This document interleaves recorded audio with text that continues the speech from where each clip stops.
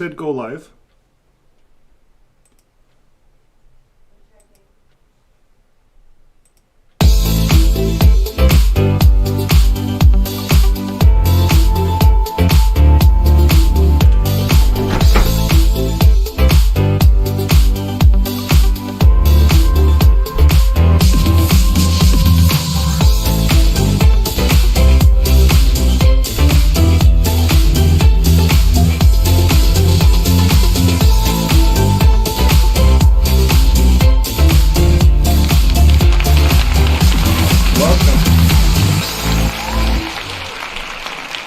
Welcome everyone to the show, and I hope everyone made it safely from their living room couch. So we have a good show tonight, and as usual, thanks to my good wife. See, every night she does a lot of research, and that's what we do. We do a lot of research, and we look things up, and we think of ways of entertaining the XJW community. And we realize that this is a very close-knit community. And perhaps there's many in the community that are still PMO, still in. And maybe in New York it's 11 o'clock at night, and you can watch us. So we noticed that about 69% of our subscribers are from the New York area, so that's great. And we have subscribers now from India, from Japan, from Norway, from Canada, and Quebec, because Quebec isn't really Canada; it's kind of its own thing, because they speak a different language. But my wife speaks French. My good wife, she gets me out of all kinds of pickles. Here in Canada, you have to know two languages, kind of a thing. If you want to travel across Canada, there's kind of a division. It's called Quebec. In Quebec, you have to speak Quebec language to get in through Quebec. And if you don't speak the Canadian Quebec, not the Paris Quebec, the Canadian Quebec, you can't get through to the rest of the Irish speaking. I'm just teasing. So you marry, my last name is Houle, by the way. My dad's French, and he's from Quebec, so I can talk like that. The ancestors rolled in, the Frenchmen's. And then we divvied out. My ancestors, they like farming, so they came to the prairies. And my dad was born in a granary, like an old wooden log shack. That's where my dad was born, out here, and they homesteaded.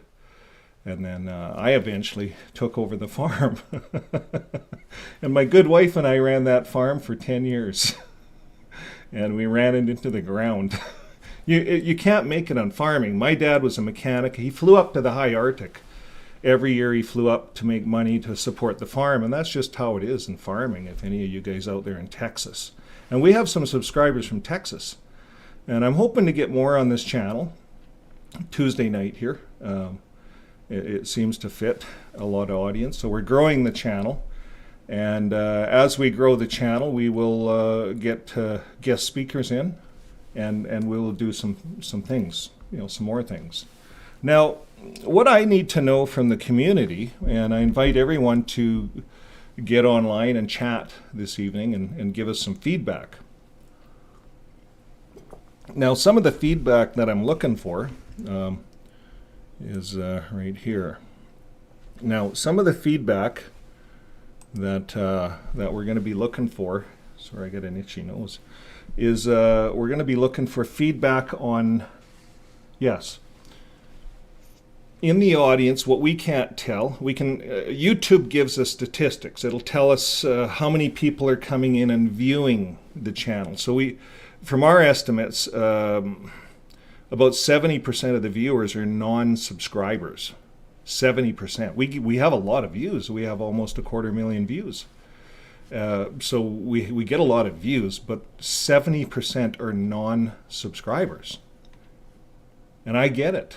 If you're PMO, if you're in, you can't blow your cover. So we need you guys in there, by the way. we're getting information out from the PIMOs that are in.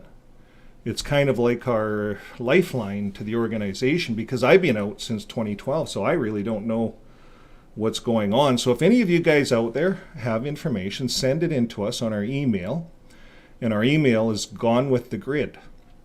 Gonewiththegrid.ca for Canada, CA.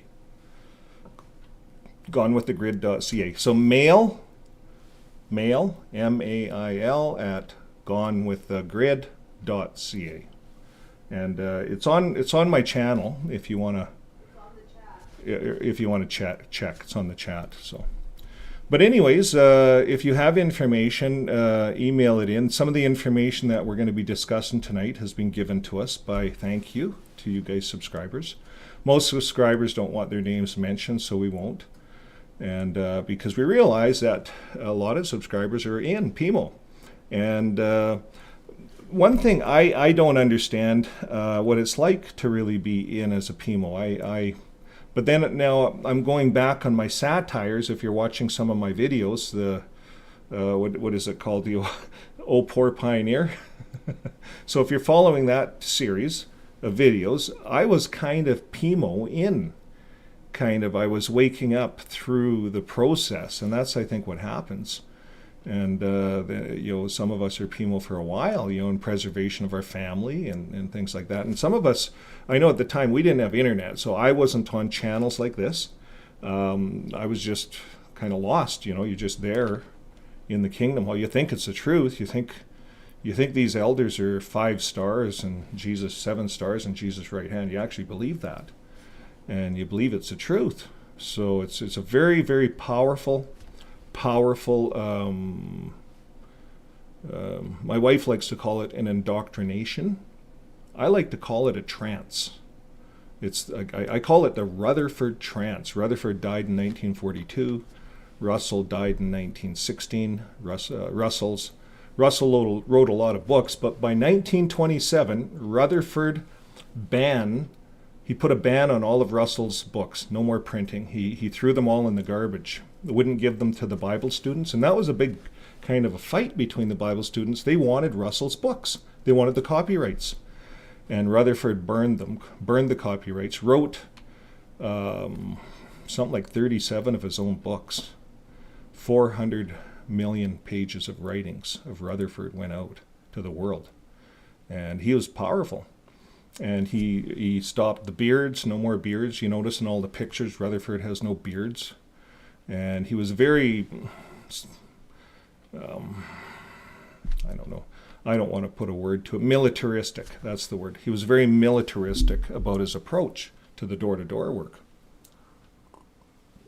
And he was successful. Now, what people want in a leader is they want a leader. They want a strong, powerful leader. And when we think of the Third Reich, it was done, it's a political party, it's a leadership. It's not the country, it's not people, it's none of that. It's a political party, it's a mindset. And Rutherford had this mindset that he wanted everyone to be soldiers, and for righteousness' sake. And he did that. He was able to do that. He was able to turn children into soldiers. The children, and yet the Bible says that preachers should be experienced. They should be men that have raised a family, perhaps older men, men that have proven themselves. We talked about this in some of our other shows. Not everyone is cut out to be a preacher. That's a rare thing, to have within people. So here Rutherford was able to take people and guilt them into this programming that everyone had to be a preacher, and so everyone went out preaching. And it's a very strong trance for any of you guys online here that's watching that have been a Jehovah's Witness. And I don't think that you really understand it until you get completely out.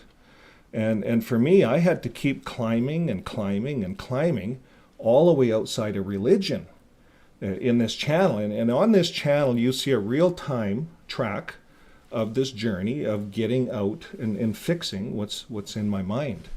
And what I've been doing is just sharing that. And it's turned into this JW Night Talk every Tuesday night. It's turned into the guru.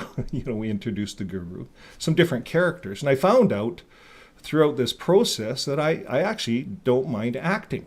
My wife is, and by the way, my wife now is not the wife you see in the Poor Pioneer show. The Poor Pioneer show, he had a JW wife, and you guys will just have to tune in if you want to really see what happens at the end of that series, because that series is going to go on for a bit, and we'll talk about that series in just a little bit here. But prior to that, as people are lining up, I'm hoping the chat lines, I'm going to be watching the chat lines, and I'd like to see the chat lines coming in. And through the chat lines, my wife will review this tonight or tomorrow. But we would like to know how long many of you have been on this channel, on the XJW community, and perhaps you're going to Rick Fearsom's, I call him Fearsome, but it's Fearon, Rick's channel. And maybe that's your Saturday Night Live for some of you. Maybe you tune into Ryan, maybe you tune into him who we don't talk about. But there's all kinds of channels. The Truth Hurts. I like that guy. But there's a lot of people out there. If you haven't heard of The Truth Hurts, go to his channel. Just plug it in. He's done The Matrix. I hope he does more. And he's done a couple on The Matrix. It's really good. So I think we need more of this that's what I think, because when I started, everyone's angry. We're all angry. And I went back and looked at some of my old videos, and I thought, holy smokes, I was pretty angry. So it seems like we go through phases. Now, what I'd like to know on this channel, what do you guys want to see? We can give you whatever. We've been trying to do our best on news. My wife digs up news. And so we try to get cutting news. Sometimes we don't get the newscasts because we beat them. So we've been getting some good cutting news. We'll keep doing that. I'd like to know how many on the channel are PMO, POMO, if you don't know what that means, presently in, emotionally out. You're kind of in, maybe you have a mate, family that's in, can't get out. It's not prudent, not wise yet. So you're visiting these channels. That's PMO. POMO, presently out, emotionally out. So that's when you kind of get outside of everything. And you realize that it was all a big fictional story. And that it was hard for me to realize I was in a cult. That was the hardest thing. I didn't want to admit it. I kept telling my wife it's just no worse than the Catholic Church, Excuse me.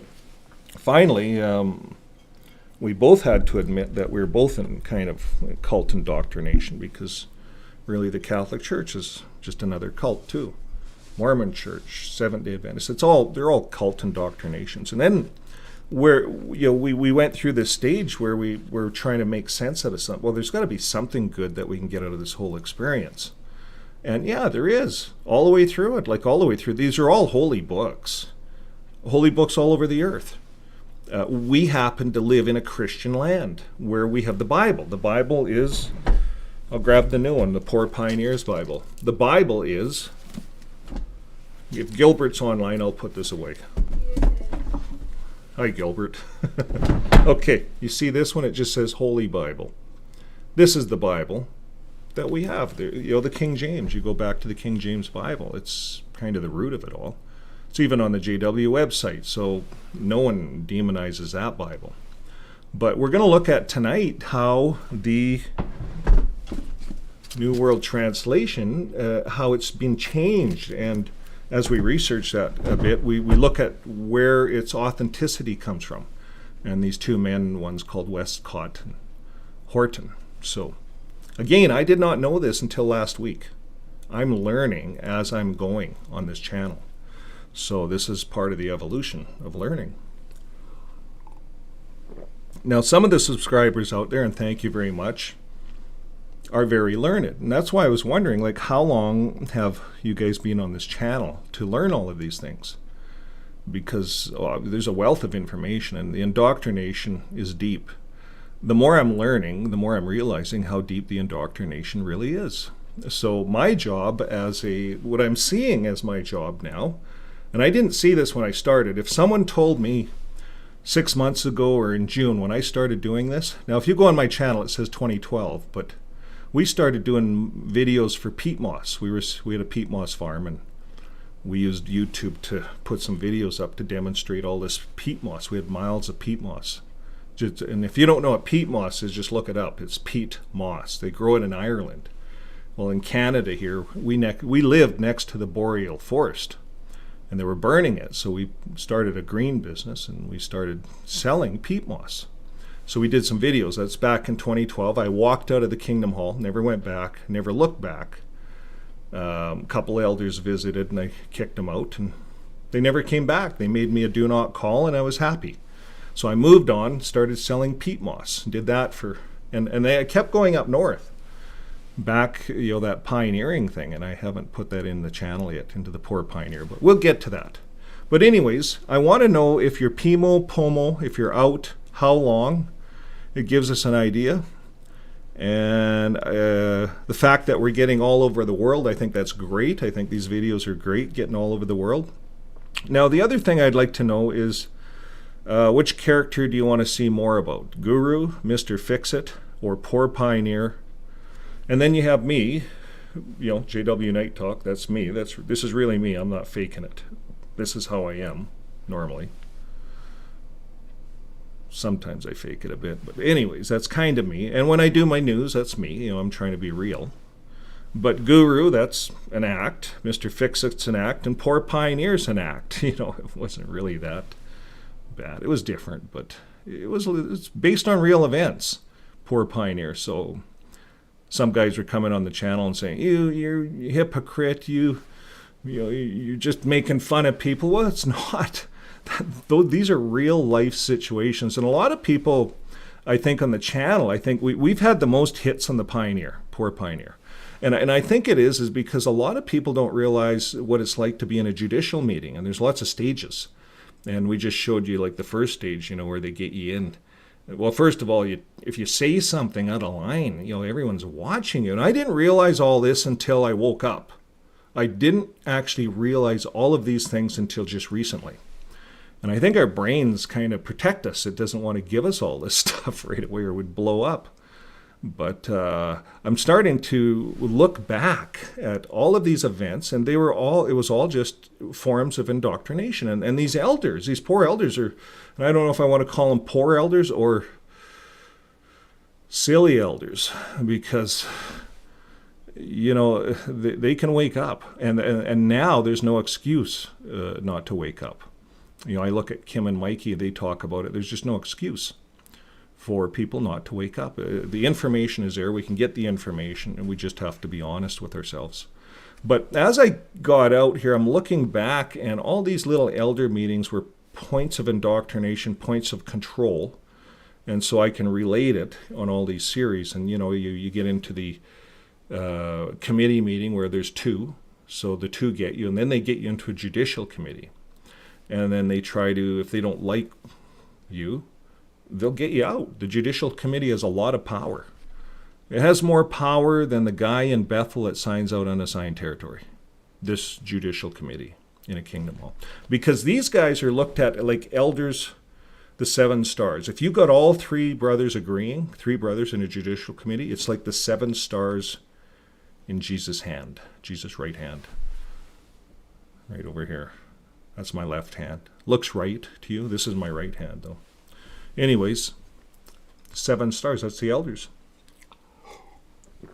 So, on the Poor Pioneer, we will be showing all the stages. And in fact, Poor Pioneer gets to a point where he says, okay, I want another body of elders to view this. And if you've never been in that situation, you're going to have to tune in. You're going to have to subscribe, or you'll miss some episodes. We'll label them. And as you're watching, you'll see all the various stages of these elder meetings and some of the indoctrination and how they do it.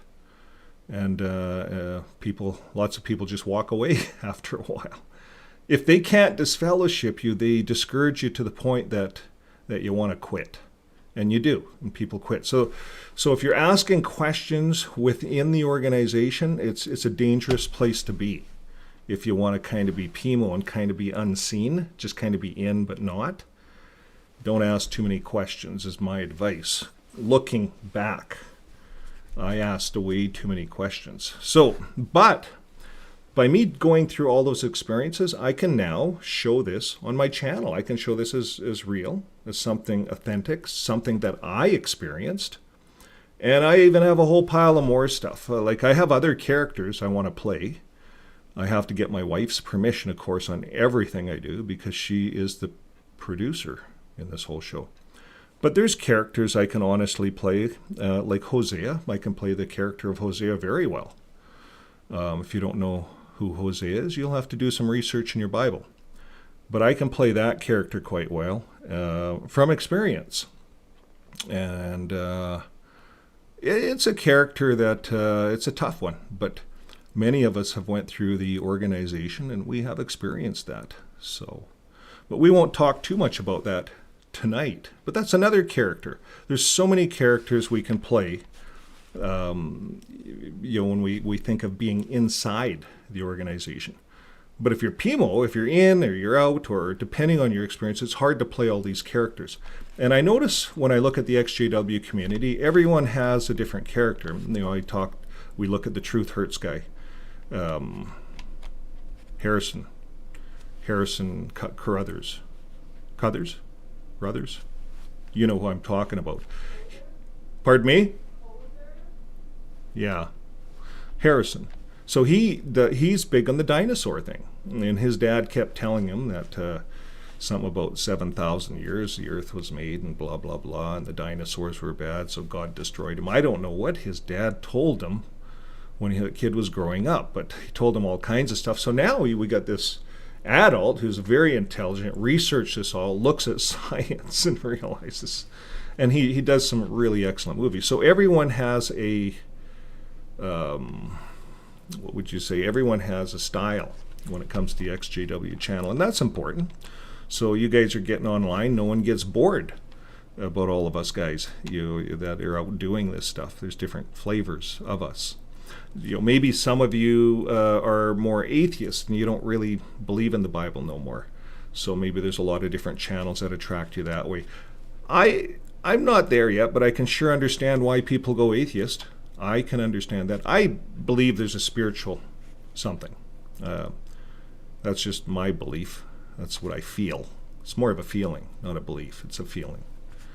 And I could go on about that, but that's not tonight. Tonight we're going to talk about the Watchtower Friends in Warwick.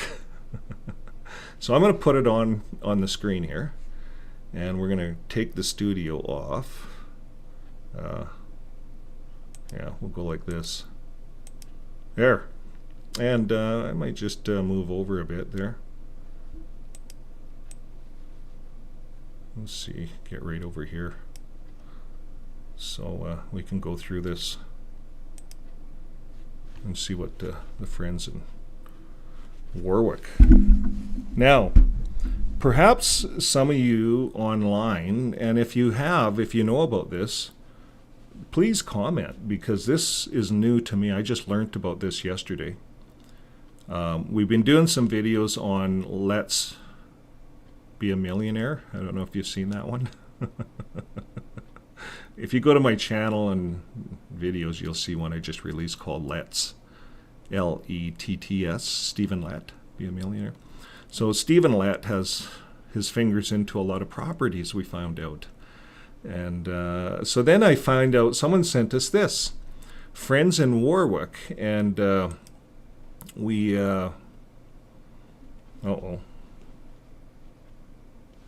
what's happened here? Friends Airborne, stay with the Friends, 1st Airborne.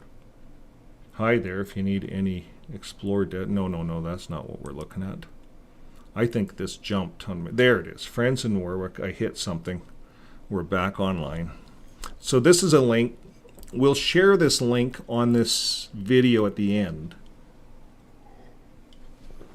Now, I'm just curious for any of you PMOs that are out there, if you knew about this, because it looks like Warwick is building this whole thing up so that they can house people. So people are going to come down for Ramapo because they're building a universal type studio and they're trying to pull floods of people in. And I knew there was buses, tour buses, and tour buses from Canada would come all the way from Canada to do the whole New York route.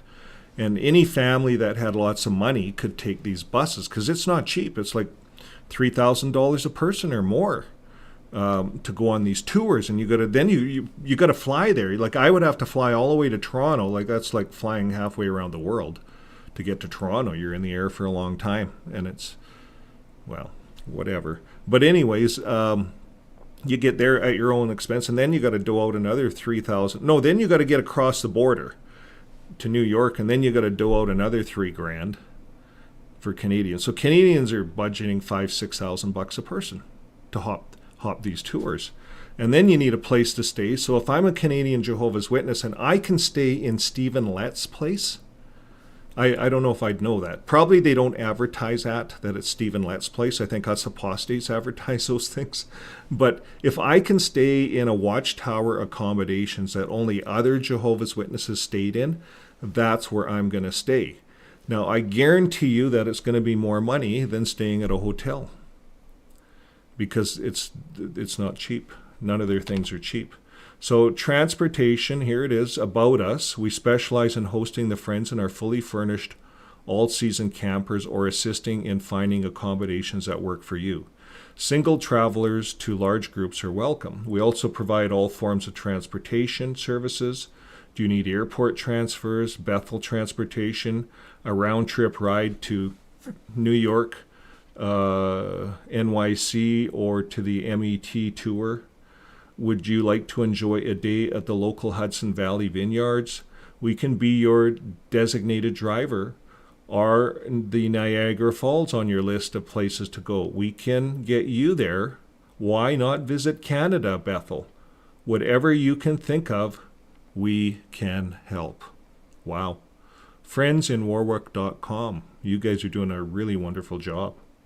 Most popular choice, Warwick camper. So here's your Warwick camper. It's just a little camper.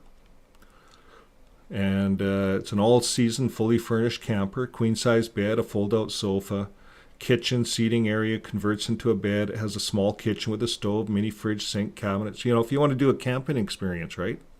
The Warwick camper is the way to go. And here's a sneak preview of some property and camper. So you can just pull your camper into the property. Let's say you own your own camper, then you can come and just pull into this property. And there's contact names and friends@warwickgmail.com. 2-night minimum, so you can't just do one night, you got to do 2 nights. And I don't know what, $25 a night. Pricing is $98 per night for the first 2 people. So they're getting $100 a night out of your hotel rate, just for the ground space. What was this other one worth? Maybe that one was the $100 for that one. Okay. So it was for that old camper. So Warwick camper, it's $100 basically. They're just showing some different campsite areas. Maybe they pull those campers around and they just pull them in for you. I'm not sure. But $98 a night US, that's like $150 Canadian, maybe $130. It's a lot. You know, we can get a nice hotel for that kind of money. I usually budget, you can get something for $106. A nicer hotel than a camper, but these are quaint, Now this here is a different place. This is a property. This party's up to 5. This is called a Riger Guest Suite. Contact this lady. And 500 square feet. Doesn't say price, but there's a video on it. Some nice places, eh? 20 minutes from Bethel. Look at that.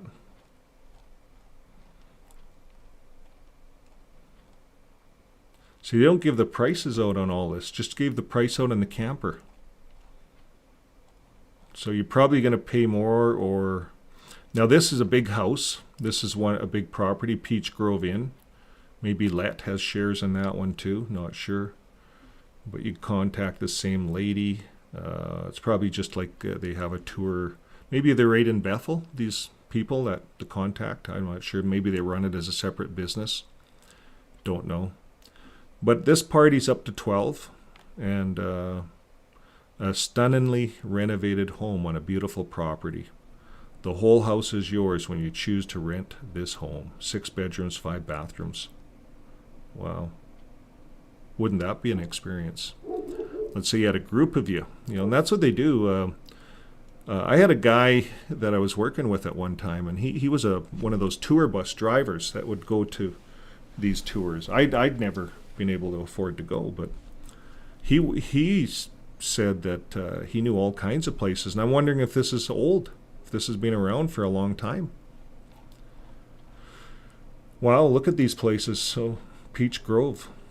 The Pumpkin House, Stone Ridge, New York. This party's of 20 plus. That's a big place to party 20 people. It's like a small hotel. Very large, comfortable home on a beautiful property. See, if Warwick gets, look at that. Look at the big dining area. So if Warwick gets a lot of people, if Bethel Watchtower gets a lot of people at Ramapo, they're going to have to put people up. These places will be booked solid. In fact, there's going to be a waiting list. I don't think. That's why I'm wondering if this is just new to me because I've been out for so long and everyone knows about this. Maybe you guys can let us know. Maybe this is just everyone knows about this, and it's like opening the Awake magazine almost. But beautiful properties. Watchtower apparently owns them all. So really, when we think of Watchtower, it's not a. You see what they're doing, folks. It's a real estate company. So they'll sell off Kingdom Halls, and they're buying these properties up, or they have them, or they're accumulating more. And once Ramapo's done, all the money's going into the studio, and they have to fly people in. They're going to take advantage of cheap air flights and fly people in from all over the world to come to see Ramapo and stay at the Monty Lake House. Could you imagine you're coming in from Japan, flying in and staying here? You see, you guys in New York State, this is what you guys in your backyard. So apparently that's where this is. Warwick, Bethel. 20 minutes. Everything's 20 minutes to Warwick, Bethel. It's really close. So it looks like we're only on property 18 of 41. Do you want to keep going? Because I like looking at the pictures. If you guys like looking at it. What time were we? 8:44. We got enough time to cover Hort and Westcott, that research. Pardon me? So the bungalow on the water. Look at that. Look at that. Look at the sandy beach. I want to stay there. Like, how come I didn't know about these places? This is in Connecticut. Fairfield, Connecticut. Now, I went to Connecticut for work. Stayed in a grubby little hotel close to the work, but another story. Look at this property. Wow. Look at that, right on the lake. And I bet you no one's cooking there. I bet you Watchtower has Watchtower people doing all the cooking. I'd say they have 6-star resorts, Watchtower. We're used to going out and saying, okay, I can only afford a 3-star resort. You're going to the Bahamas or Dominican or whatever, and well, maybe I'll go with a 4-star at the Dominican. But 5-star, it's really expensive, right? It's a big jump. Watchtower is 6-star. Why? Because of their cleanliness. I worked in Bethel's. Didn't stay. Well, we stayed there. Yeah, we went to Antigua Bethel, stayed there, worked there, putting in security systems, and it's 6-star. Like, the people were on their knees, oiling the floors with special oil. And it just immaculately clean. And 6-star resorts, Bethel's. The people are slaves in the Bethels. They're, I think when the people wear out in these Bethels, and I don't know if there's any Bethelites, I don't have experience with people coming out, do they have a retirement fund? So let's say you worked in the Bethel your whole life, and I often wondered this. And let's say you did dishes and you did different things. In your hands, you have arthritis. Do they have a medical system? Do they pay for all the medical that people need? Let's say you get cancer, or you get, like I had heart problems, and those procedures in the U.S. would have costed me a lot of money. Probably would have had to finance the farm. And if you didn't have insurance. So I'm thinking Bethel must have some kind of an insurance for its workers. And then when the workers get old and they can't work anymore, does Bethel kind of have a retirement home for the workers? Do they look after the people after they've used them up all those years? That's information I need to get on my channel. So if you know of any of this information, please send it in. And I welcome that, because I'd like to do a show on that. I'd like to know what the Watchtower does for humanitarian needs of its own workers, its own paid workers that work their whole lives at Bethel. Okay, let's keep rolling on, because these pictures are nice. The Cozy Corner, Walden. So that's a nice little area, just like a little community. Lots of trees, I notice, in the New York area. So this is nothing really fancy, but it's rustic. It's like our farmhouses. And a lot of people want that experience. So they have different experiences for you. The Patterson House. So it's more like an elegant English experience, if you look at the bedrooms and how they're presenting it. Just some of the rooms. And then the Putnam Valley House. Let's take a look at that one. Okay, well, that's just kind of a cozy little place. You probably get that a little cheaper maybe. It'd be interesting to phone in on some of this just out of curiosity and see what some of this stuff costs. See where there's a price list. And just see what kind of money they're getting out of the Jehovah's Witnesses. Because Jehovah's Witnesses, if they know that Watchtower owns this property, they're going to stay there. They're not going to give their money to a hotel. They're going to give their money to Watchtower. If you could stay at a hotel for $100 a night and it costs you $200 a night to stay at Watchtower, guess what? You're going to use your visa and you're going to go home and pay your visa off for the next 2 years. But you had the full Watchtower experience with the Watchtower house of your choice. You see, and that's what's going to happen. Watchtower is just going to be busy, busy, busy come Ramapo. New York City listings below. The following listings are located in New York City. Wow. That's quite the picture of New York. My wife, my good wife over there, she's been to New York a couple of times, I think. And she has a lot of stories. You don't call it potato chips. You don't call them French fries, you call them potato chips. Not sure. You don't call it a soda. You don't call it something or other. Pop. Yeah, you don't use pop. You call it soda. Queen's Lodging. This is right in New York. So you can get the New York experience. I'd go for a Brooklyn mansion. Look at that. They have a Brooklyn mansion. I'd go for that experience. So New York even gets snow. Looks like there's snow on the roof. Probably not like Canada's snow. And that's only 25 minutes to Manhattan via the train. So that'd be cool, a cool train experience.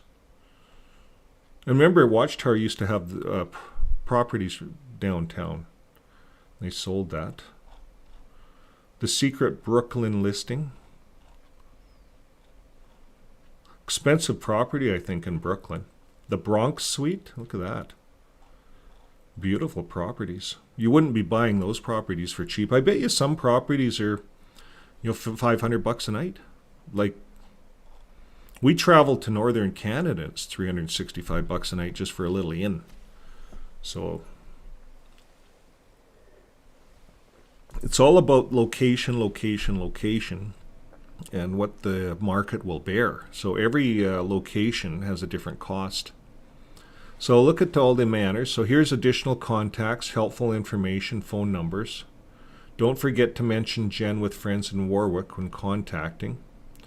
You may also request a U.S. Branch Society recommended lodge list from any one of your elders. Here are the 2 motel options that I know of. So it sounds like they're on the approved motel list for going to Warwick anytime. Be interesting. There's some YouTube videos here too. we could watch. I think we're out of time on this stuff. On this stuff? Yeah, we'll get into the Westcott, because that's what we advertised. But anyways, we went through the whole thing there. There's a lot of properties that the Watchtower has. But what would be interesting, if you didn't have a chance yet, you could take a look at our, I'll just see if I can go here to our videos. And we did a video here, right, Stephen Lett. And this one here, Let's Be a Millionaire. So this shows some of Lett's properties that he has his name into. And what I'm curious is to see if Stephen Lett has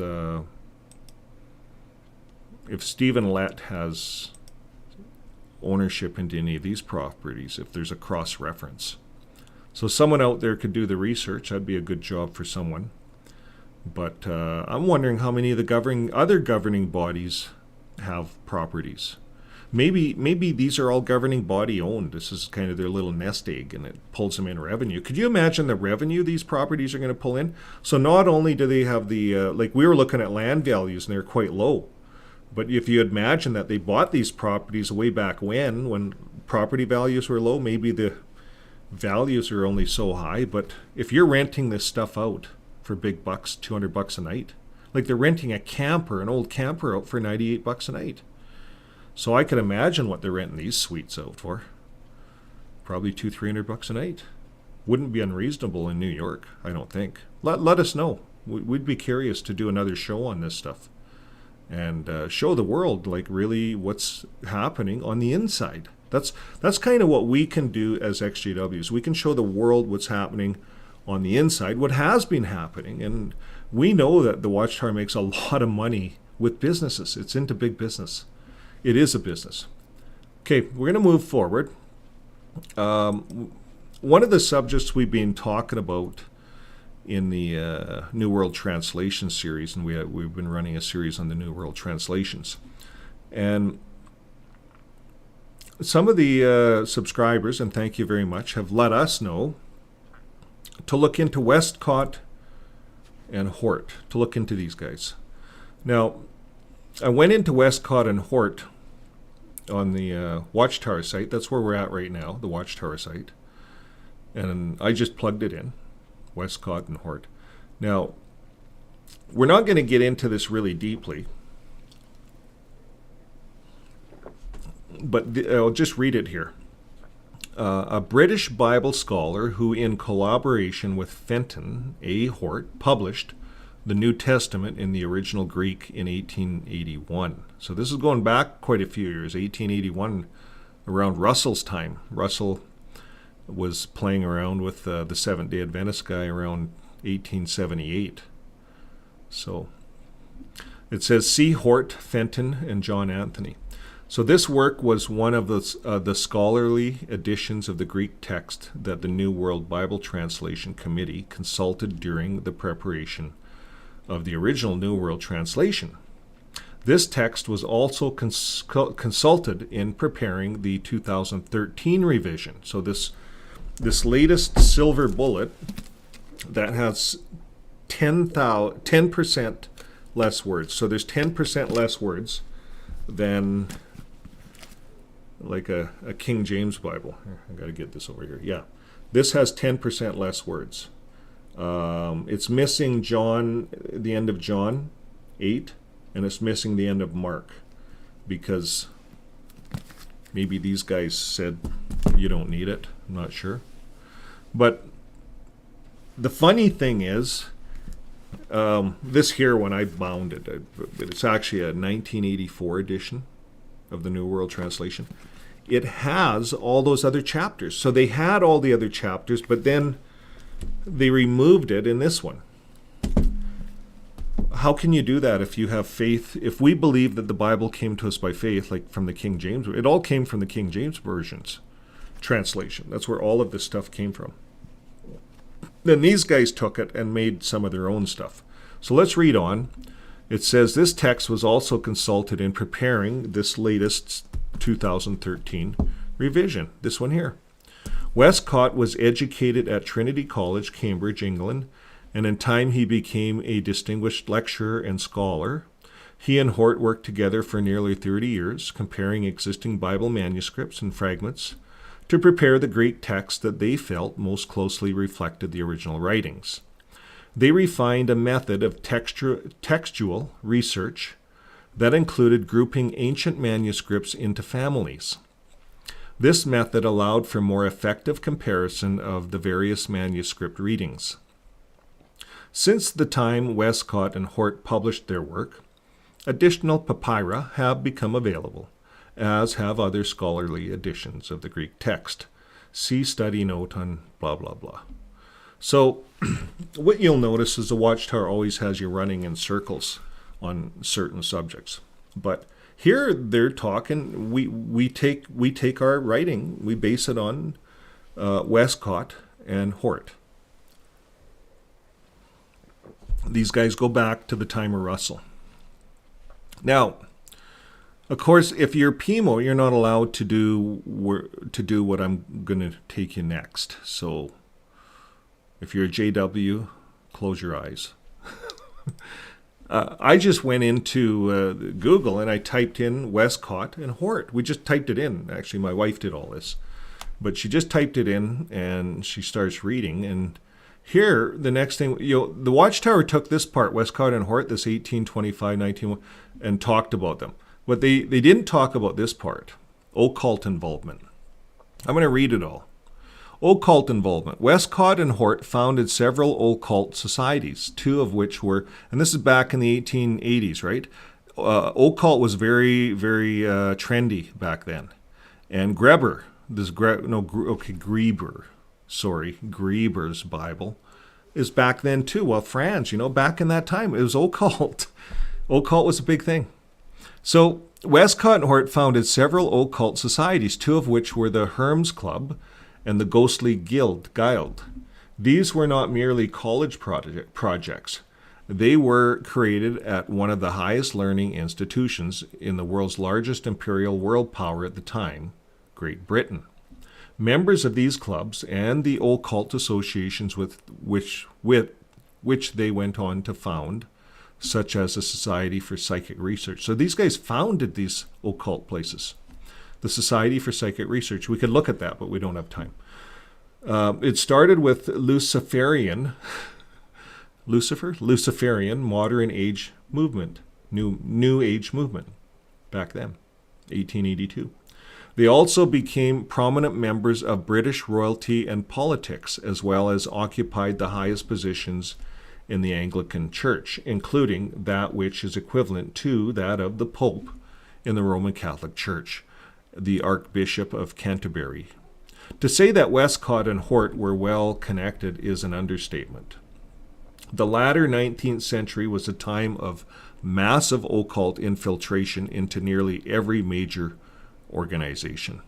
So it wasn't new just to these guys, Westcott and Hort. It was all over, according to this article.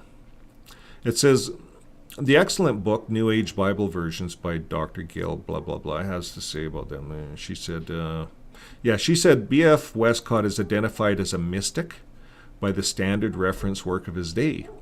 The Encyclopedia Britannica, you can go there. Now, Jehovah's Witnesses use that, the Encyclopedia Britannica of 1911.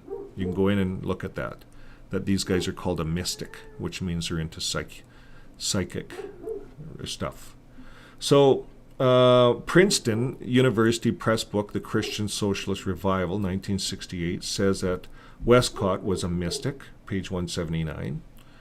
And the highly respected Encyclopedia of Religion and Ethics identifies both Westcott and Hort as Alexandria mystics, and see the Alexandria theology.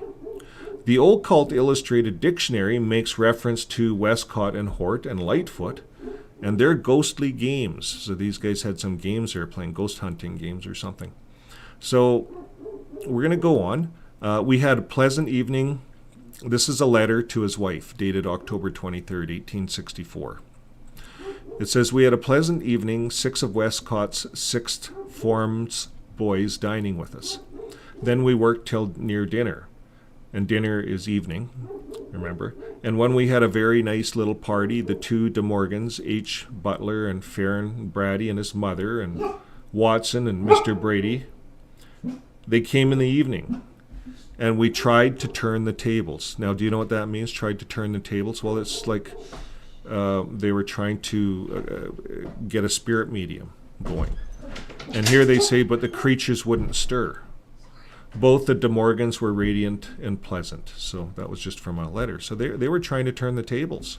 So the phrase we tried to, it explains it here, is a direct reference to an occult seance, and the creatures that wouldn't stir is a clear reference to the spirits that Hort and his guests were invoking to establish communication with. Westcott and Hort were accomplished practitioners of occult. The sometimes promoted idea that these occult activities were only a part of Hort's younger days is refuted by numerous quotes in the book, New Age Bible Versions. So it goes on to talk about these guys were involved in this all their lives. Clearly, Westcott and Hort were occult practitioners during the time that they were revising the Greek text of the New Testament. Their master Greek text of 1881 has become the benchmark of modern corrupt translations today, with most people completely unaware of the historical occult connection. So you can read the occult roots of the modern Bible versions. So here's Westcott's beliefs, and it's important, I think, to know beliefs. You know, if the Watchtower is putting all their faith in Westcott and Hort, they either turned a blind eye to this, or they like it because it supports their theology. So that would tell me that their theology is different than anybody else's in the world because of 1914. And if only Hort and Westcott supports it, well, could this not be inspired expressions of demons? This is a question I'd put out there. This is a question I put on some of my videos. So let's keep going. Westcott and Hort believed the Greek text, which underlies the King James Version, was perverse and corrupt. Hort called the Textus Receptus vile and villainous. Life and Letters of Fenton John Anthony Hort, Volumes 2, page 211. Since Westcott and Hort are fathers of modern textual criticism and the restorers of the true text, we need to know something of their beliefs to see if they are consistent with Holy Scripture. This would be harmonious with the teachings found in Matthew 7 and 17. So, what does Matthew 7 and 17 say? I don't know. It's a good question. You want to go to JW.org and find out? No. Let's carry on. While verifying the quotes, he found the website. I want to see what these guys know without reading the whole thing and boring you guys. I didn't pre-read this, by the way, all this, because remember I said we're going to research this together. So. But anyways, these guys, I think they had their own beliefs, like something a little bit different maybe than I think if we do the research. Be interesting to see in a really overwhelming. So there's probably things that they. Okay, well here we go. This brings out the deity of Christ. So they don't agree with the deity of Christ, that Christ is of God and Christ. They believe that Christ is just a little tiny god like Satan out there. Maybe an archangel. You see, most of Christianity believes that God and Jesus are of the same. God on earth is Jesus. Of God. God is still God, but Jesus is of the royal family of God, if you want to put it that way. Carries the same name. He's not just all that big creation out there. They're all God's children, but Jesus is away at the very top. God, part of God. I know it's one of those things. Being a JW, we weren't taught that, so. But it's interesting to note once you get outside of the JW Bible that there are things that have been changed. like a God. Jesus isn't a little God. He's a big God. He's not a little God like Satan. And that's, I think, what Satan wants everyone to believe, is that Satan is bigger than Jesus. Jesus is just a Michael. He's not. And Satan would want to confuse people. I would think Satan would want to confuse people, and he would want to put out a religion that's an angel of light that looks like it's true. The truth. They said they said they have the truth. Like, people say things, and then we tend as people to believe them. We're sheeple, I guess, for most of us. But now we're in the information age. There's so much information, and that's why I say I think if a person's searching and looking sincerely, you will see that the information is overwhelming, that it's not the truth. It's not the truth. Well, we know Jesus is the truth, but they've usurped that name, made it Rutherford, put everyone under the trance. It's like a spell. It's like a magic spell. And they just use a ton of scriptures that are twisted just a little bit of a twist in them. And that's how they did it, through this Westcott and Horton, these guys that practice spiritism. And this is how Satan would work. So hell is not a place of punishment. That's what Jehovah's Witnesses believe. That's what's in this Bible. Creation, no one now, I suppose, holds that first 3 chapters of Genesis. For example, give a literal history. I could never understand how anyone reading them with open eyes could think they did. Westcott. But the book which has most engaged me is Darwin, whatever may be thought of it. So they believe in Darwinish theories. That's what they believe in, these Bible scholars. Romanianism. I wished I could see to what was forgotten truth. The worship of Virgin Mary bears witness. The pure Romanish view seems to be nearer and more likely to lead to truth than evangelical. Hort. It is one thing to have doctrinal differences on a baby sprinkling and perhaps a few other interpretations. It is another to be a Darwin-believing theologian who rejects the authority of scriptures, biblical salvation, the reality of hell, and makes Christ a created being to be worshipped with Mary as mother. Yet these were views both Westcott and Hort had. No less significant is the fact that both men were members of spiritistic societies, the Hermes Club and the Ghostly Guild. Westcott and Hort talked to spirits of the dead. The writer of this article says, I call it Satanism. We don't want to insult anybody that is a spiritistic person that does that. I know nothing about it. I have no experience in it.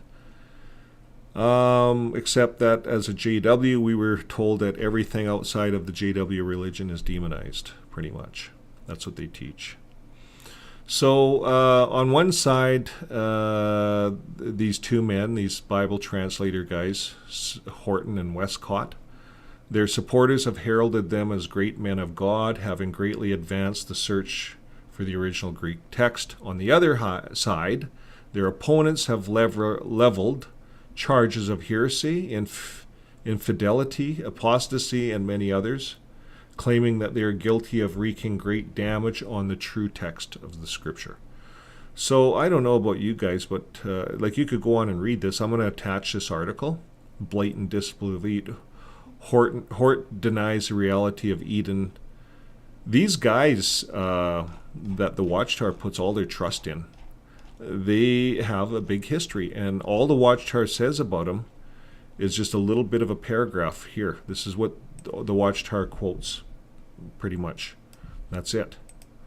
And yet they didn't talk about any of this other stuff that I could find.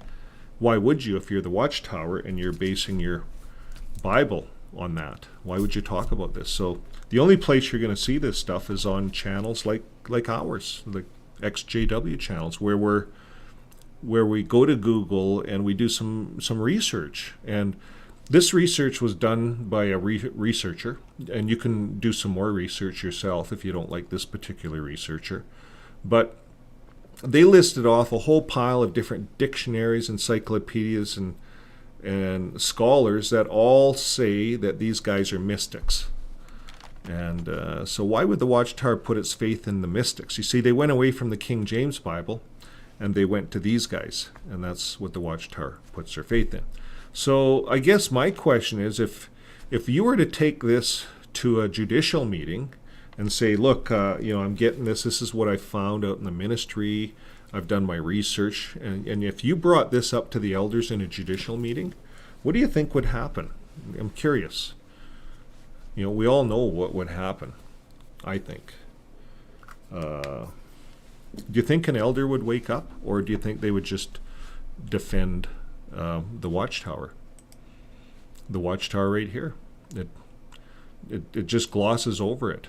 Doesn't talk much about these guys. You can go into the Bible, but it just gives history of these guys. They make them look like this. These are the key guys. These are the guys who we should trust.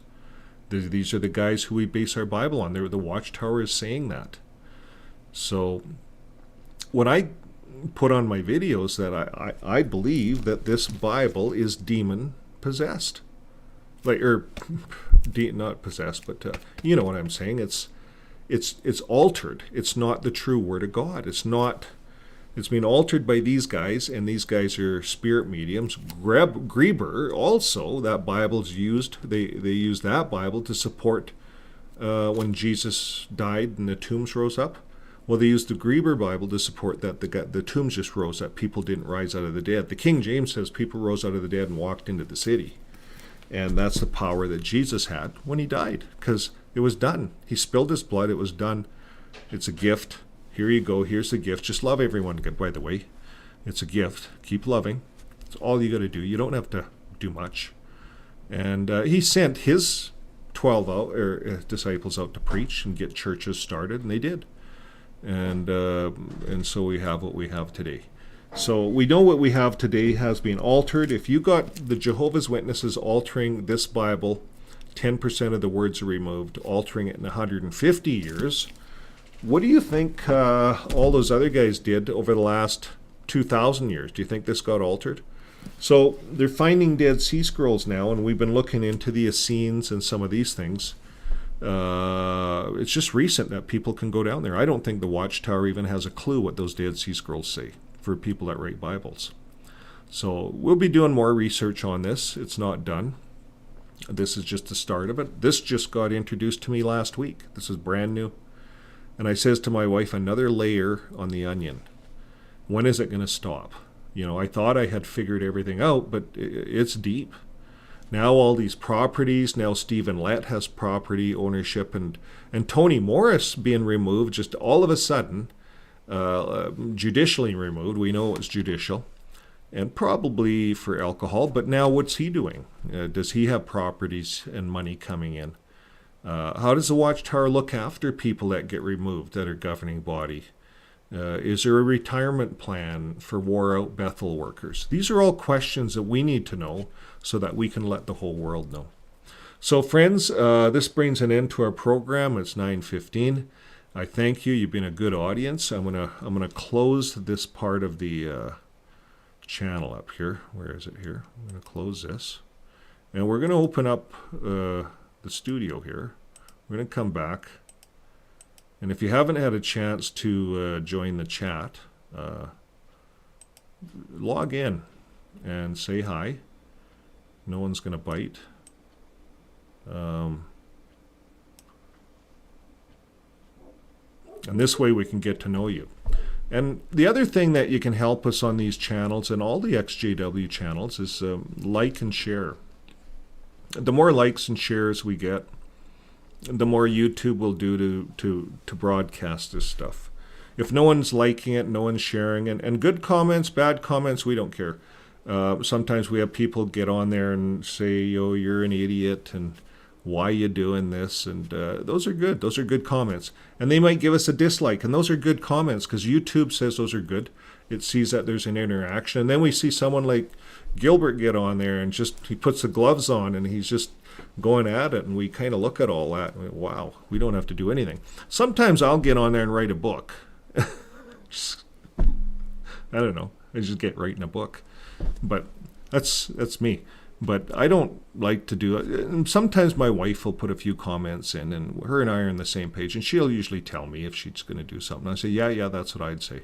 But for the most part, if it's my wife, she'll say, this is the wifey here, and you'll be talking to her too. And if you want to talk to my wife, just say, hey, we'd like to talk to the wife.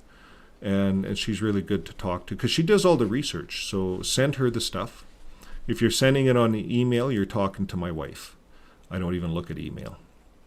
Sometimes I just get these papers put in front of me, and then I get the links she puts the links on my website here, and then I look at them. Sometimes I read them, and sometimes I just kind of glance through them. So there's a lot of work to doing this stuff. Like that 9-minute video took me all day to do that. It's only 9 minutes. But if to make a satire and to put the thought into it and to make it kind of funny, you try to make a little bit of funny in it. It's, poor pioneer, you could feel sorry for yourself. All of us, we leave this organization and we can feel sorry for ourselves forever. Or we can just get over it and laugh at ourselves. And I think laughing is probably the biggest medicine. It's what I've seen so far for me. It's helped me a lot. I was angry for a while, and that wasn't fun. And then you start laughing. Like we laughed. Another one, Stephen Lett owns property. Like you start laughing. Like nothing's new. And this Westcott and Hort being occult, it blows me away. But it doesn't surprise me. And it's even validating some of those angry videos I put out a long time ago, talking about them as being demon-possessed. And now I kind of know it more than ever. That these guys they're not, like our boss is not the governing body. Outside of the organization, our boss is Jesus. Jesus is our boss. The big boss, the big G, the big God, not the little God. You see, the Jehovah's Witness Jesus, he's that little Jesus over there with Satan. He's kind of Michael the Archangel size. He's a little tiny peon amongst all the other gods. He's a god. But you see, our Jesus is a big G, big God. Big God, our Jesus. Right, Gilbert? That's all I'm going to say tonight. But the big thing that the big Jesus, like the real Jesus that we worship, our Jesus, with the big G, God, him, who says Father, never ever says Jehovah, never ever used that word. In fact, I use Jehovah on this channel just for the Jehovah's Witnesses, just because we're trying to help PMOs and things like that. But we know that the name was invented in the 1500s.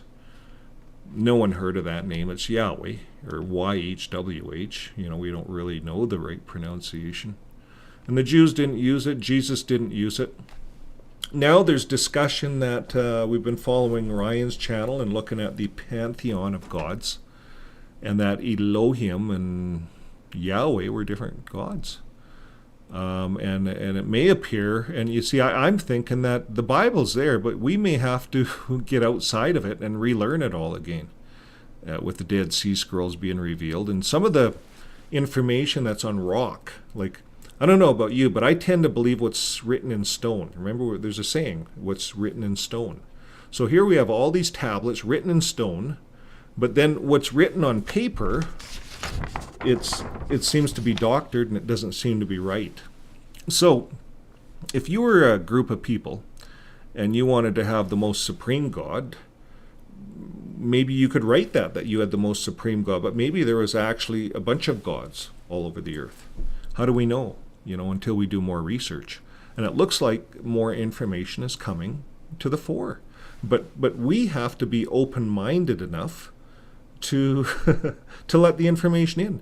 If we just close our minds, we would just start daydreaming about the Watchtower and going on a trip with the Watchtower to one of those 50 properties, and that's where we end up staying. It's a very, very shallow, small place to be, because it's certainly it's not true. It's a trance. But obviously, if you're on this channel, you know that. I welcome you. I thank you for attending tonight and to watch and give us the support and all the comments. Do we need to say hi to anybody before we leave? A lot of people on, so I'm saying hi to everyone. Thank you all for attending. Good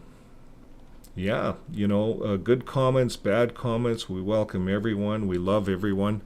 If you're a Jehovah's Witness, we love you. I know what it's like to be a Jehovah's Witness. It's just being a Jehovah's Witness. You figure that we know it all. We have the truth.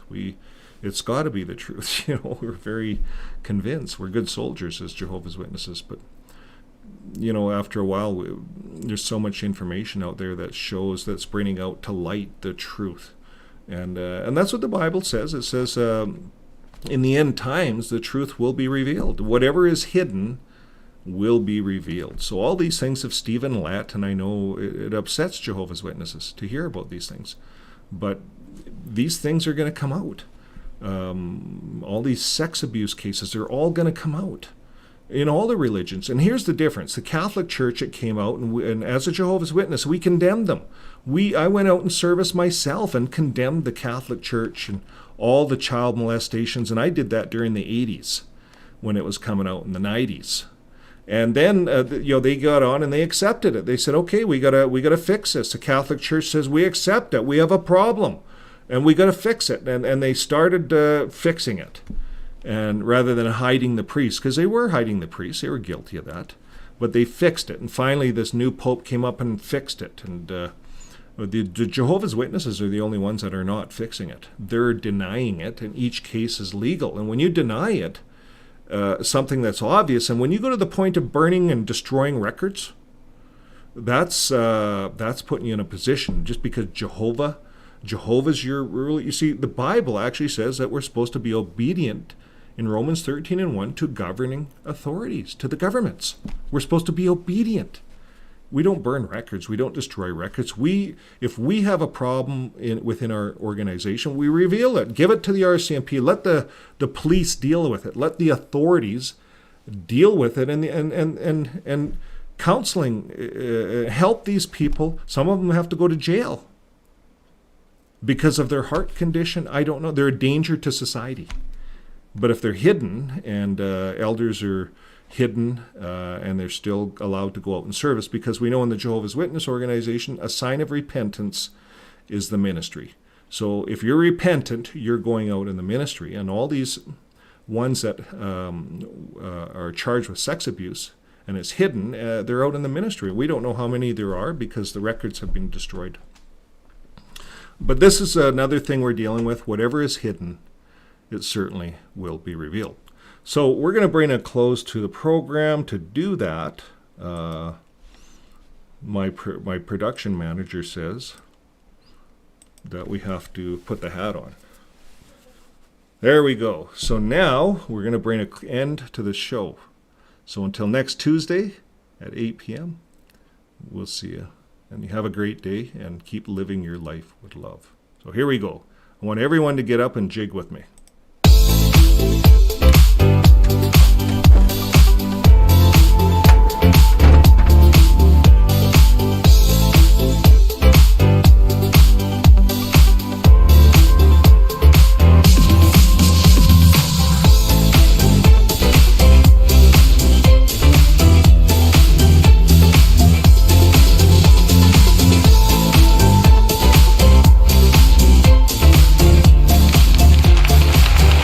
Thank you, everyone. You've been a great audience tonight, and we'll see you next Tuesday. Have a great day.